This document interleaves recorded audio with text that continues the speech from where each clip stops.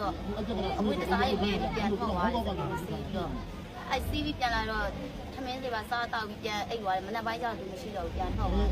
းနောက်ရက်လေးကျတော့မာကြီးလေးလိုက်ရှာဆိုရှာတာပဲဆိုရင်မရှာဘူးအဲ့ဂိမ်းဆိုင်ဝယ်သွားတယ်ဂိမ်းဆိုင်ကအကောင်ကြီးနဲ့ပတ်စံရရင်အဲ့ပတ်စံကိုအမှတ်တွေပိုင်းထည့်ပေးတယ်ခလေးတွေပတ်စံသွားတောင်းလို့ရှိရင်ခလေးတွေအော်လွတ်တယ်အဲ့ခလေးတွေကိုယ်ရမကောက်ထားဆိုအဲ့ခလေးတွေကဘားတွေနားရိုက်ပြီးတော့ခလေးတွေကိုမလုံးဝမလားဆိုပြောတယ်ဒီမေကဒီဖြစ်တယ်နော်တောင်းဖြစ်တယ်နော်သူ့အမေကအဲ့လိုပြောတယ်ပြောလိုက်ခလေးတွေကငိုတွေကြီးနဲ့အမေကျတော့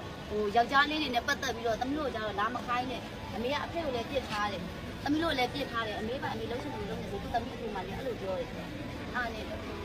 အဲ့ကလေးမှလည်းအဲ့လိုပြောတယ်အဲ့လိုပြောရမလားဆိုသူပြန်ပြစ်ဆက်ရိုက်ရောအဲ့ဒါနဲ့ပြီးသွားတယ်တကယ်လားနောက်ခါကျသူ့ယောက်ျားကြီးအဲ့လိုမျိုးပဲတစ်ခါလည်းမဟုတ်နှစ်ခါလည်းမဟုတ်အဲ့လိုဖြစ်ခလေးပြောက်လို့ဖြစ်တာတော့မှ तू ကအကောင်ပေါင်းစုံနဲ့အတွဲမပြတ်ဘူးအခေါ်မပြတ်ဘူးခေါ်လာတယ်ခေါ်လာတော့အဲ့လိုမျိုးခေါ်လာလို့အဲ့လိုပြောအဲ့ဒီညလည်းသူနဲ့အဲ့ကောင်ကိုဘူးဖို့ပြောတယ်ဘူးဖို့ပြောတာပဲကလေးခေါ်ရတဲ့ကောင်နဲ့ကလေးခေါ်ရတဲ့ကောင်နဲ့ဘူးဖို့ပြောတယ်ပြောတဲ့ဟာကိုအဲ့ तू ကဘယ်လိုပြောလဲဆိုသူ့ယောက်ျားကြီးကမသိသေးဘူးလုံးညာသေးဘူးလို့ရှိရင်လေးပါဘူးလို့ပြောလိုက်တယ်အဲ့လိုပြောတဲ့နေ့ပဲနောက်နေ့ကလေးကို तू ကခိုးရတယ်အဲ့ဈေးတွေပါရောင်းတယ်အဲ့ကောင်ကအနောက်မှာခလေးမပါဘူးတော့အဲ့ကောင်နဲ့ဈေးတွေပါရောင်းနေရောင်းလို့ရှိရင်ရောင်းနေပတ်စံအဲ့ကောင်အပ်တယ်အဲ့လို့ရှိရင်အဲ့ကောင်ကပြန်လာပြီးတော့စကားပြတ်တော့အဲ့ကောင်ကအဲ့6မတန်တဲ့ကောင်စလောက်မတန်တဲ့ကောင်6မတန်အုံလုံးတည်တာ6မတန်ဘူးသူ့လင်ငယ်ကိုပတ်စံတွေပါအပ်တယ်အပ်ပြီးလို့ရှိရင်သူ့လင်ငယ်ကိုပြန်လို့တယ်ပြန်လာတယ်ဒီနောက်ထဲမှာလည်းအဲ့ကောင်နဲ့ထားတဲ့တင်ကိုခင်းဆိုင်ပါလေအကောင်ပေါင်းစုံနဲ့ရှုပ်တယ်လူတိုင်းကတွေ့တော့ပြောတော့ तू ကဟုတ်ပါဘူးခါညာနဲ့ရင်းတော့ပြောတော့ဒီလိုကတော့သူတို့ရဲ့ဇယိုက်ကဘယ်လိုဇယိုက်လဲအဲ့ဒီနေ့ကအဲ့ဒီတော့ရပါလေသူအဲ့ဒီကောင်ကလာတော့အဲ့ဒါကိုဖုန်းလေးပါအဲ့ဒီကောင်သူလိုက်ရွေးပေးလိုက်တယ်ရွေးပေးပြီးတော့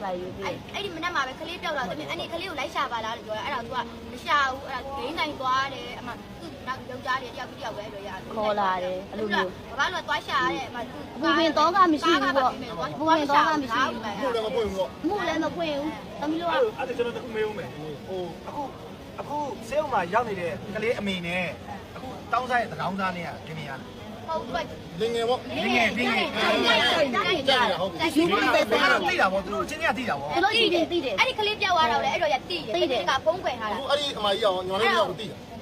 ာသိတယ်သူကလည်းအခုနေရာသေးလုံးပုံကြီးကအရေးမယူဘူးလို့လူတွေကပြောနေကြတယ်ပုံကြီးကအရေးယူပေးတယ် तू ကအခုမပွင့်ရလား तू မပွင့်အဲ့ဒါမှန်လားမှန်တယ်အခုကုန်လုံးကျမှမှန်တယ်မှန်တယ်ပြီးတော့ तू ကဒီတီတီမင်္ဂလာဈေးမှာအဲ့နေတွေ့နေတာအဲ့ဒီကောင်တွေ့တာကိုရသမီးတို့ကတစ်တော့ပေါ်မှာဒီကောင်ကတောင်းစားနေဒီကလေးနဲ့တွေ့တာသမီးကအဲ့နဲ့သူ့ပြောတယ်ဟဲ့နေ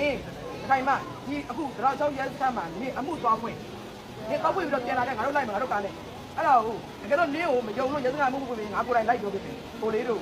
အဲ့တော့သမီးကစောက်တယ်ဘယ်တော့စောက်တယ်ပြန်လာတောက်ကြသူတို့တော့မတက်လာသူကလေးတွေဝိုင်းဟောတော့ဆိုကိုစစ်ကြဝိုင်းဝမ်းလာဝိုင်းအမှန်ပါစာနေလို့ပြောတယ်တောက်ကြတော့သူအဲ့ကလေးကိုသူချင်းနေပါတယ်ခုလိုပါတယ်လို့ပြောတယ်ရှာအခုပုံကြီးအဲ့ချိန်တော့အရေးယူမယ်နော်ဒီကောင်ရဲတောင်းကြမယ်ဒီကနေ့အရေးယူမယ်လို့သူအရေးမယူပြောတာဒီမိမပေါ့အရေးမယူတဲ့တော့ခုလိုလေတဲ့ခဏလေးတော့သူမသိပါဘူးအဲ့တော့အမှန်တမျိုးတော့လိုက်လားအခုတော့မှခံလိုက်တော့ဆေးရုံရောက်တော့မှဒီကလေးကမသိပါဘူးနေရာတွေနဲ့ကုနေတော့မှအခုမှအမှုသွားဖွင့်အခုမှအမှုသွားဖွင့်တာအဲ့ဒါအခုမှအမှုသွားဖွင့်တာအခုတို့တင်လာတာတွေကတလွဲတွေရောပရမအခုဆေးရုံမှာကလေးကအနာတရားနဲ့ဒီလိုတွေအကုန်လုံးဒဏ်ရာတွေရတော့သိတယ်မလားဆေးလေးတွေဝေးရတော့မှအမှုသွားဖွင့်တာကျွန်တော်တို့ကဒါတီးယူလာသေးကိုရောက်နေတာပါအဲ့ဒီခုနကဘယ်သူကိုယ်တည်းကရခိုင်မလားမဲခိုင်မဲမရမှာဒါမဲခိုင်မဲနဲ့ဒီလိုတွေပါမဲခိုင်မဲနဲ့ဒါပတ်ဝန်းကျင်ပဲနော်ဒါပတ်ဝန်းကျင်လူတွေပြောနေတာနားတော့ဒီကလေးတွေအမှန်ပြောလို့မထီးနဲ့နော်အချုပ်သေးဝင်မယ်ချုပ်သေးဝင်မယ်ချုပ်လို့ဒီကလေးတွေကအမှန်တရားပြောတာနော်အမှန်ပြောအဲ့ရခိုင်မတို့ဆိုင်နာမှာနေတာအဲ့တောင်းစားရဲ့တောင်းစားနဲ့ဒီမိန်းမနဲ့ကခိုင်မနဲ့ကငယ်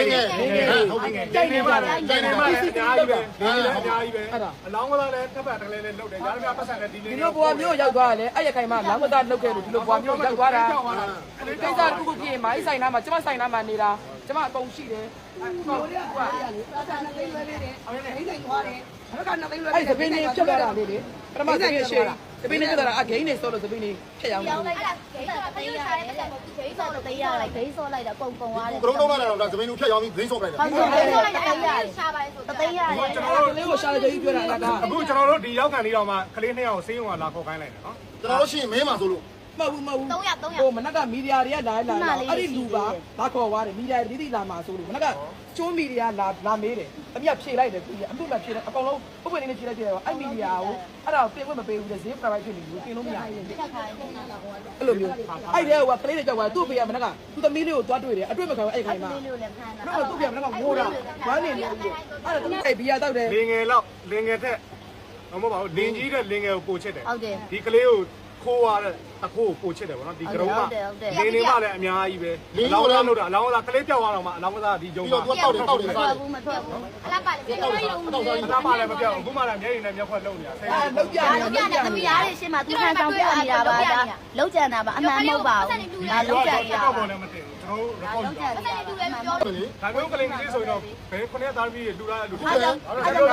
သူ့လက်ကိုမအပ်ဘူးရှားတော့မရောက်စေမနေ့ကပုတုပြောတာနီးလန်းကြတယ်ဒီကတော့ကိုကြီးတို့လူငွေရတယ်ဆိုတော့သူ့လက်ကိုမအပ်ပါနဲ့ခရအောင်တော့ထားရတော့ပြီ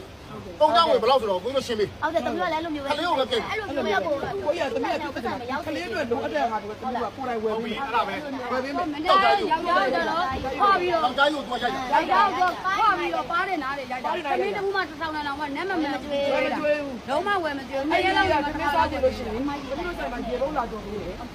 အဲ့သူက900ထားပေးလိုက်တယ်အဲ့ဒါနဲ့ကိုယ်တော့ဝယ်စားတာ